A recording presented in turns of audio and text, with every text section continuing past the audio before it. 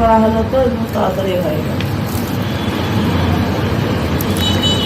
এটা হচ্ছে পটল আর আলু দিয়ে চিংড়ি মাছের শুটকি দিয়ে ভর্তা।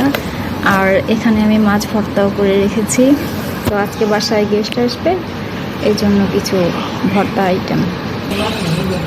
মাংসের ঝোল কি ঠিক আছে নাকি আরো লাগবে? আম্মু মাংস সিদ্ধ হয়েছে?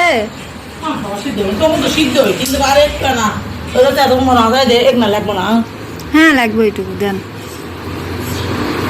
ওইটুকু রাখেন। তাহলে ওই ওই পাতিলতি রাখেন, ঠান্ডা হয়ে যাবেন। আমাদের এই জায়গায় তো আপনার মনে করেন দারাজের ডেলিভারি চার্জই বেশি, 130 টাকায় ডেলিভারি চার্জ। অফার দিয়েও তো হয় না, পড়তা পড়ে না। দেখুন তো লবণ হচ্ছে নাকি? দুই দিন দিয়েছে, শেষ হয়ে গেছে।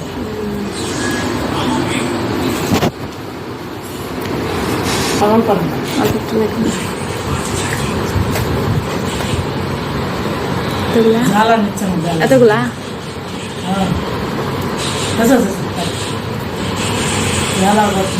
ঝাল একটু কম হচ্ছে। হ্যাঁ আজকে সব তরকারি দেখি ঝাল কম হচ্ছে নাকি? তরকারি দিলাম ঝাল অনেকগুলাই দিছি, তাও ভালো হচ্ছে, কিন্তু আর একটু না হলে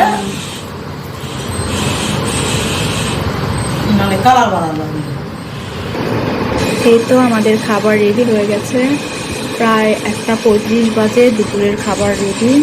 এখানে রয়েছে পটল, আলু আর হচ্ছে চিংড়ি মাছের শুটকি দিয়ে ভর্তা, আর এটা হচ্ছে রুই মাছ ভর্তা। আর এখানে রয়েছে সিলভার কাপ মাছ ভুনা, আর এইটা হচ্ছে গরুর মাংস। আর গরুর মাংসটা চুলায় রয়েছে, ওইটা ঠান্ডা হয়ে যাবে, গেস্ট এখনো আসেনি ওই জন্য।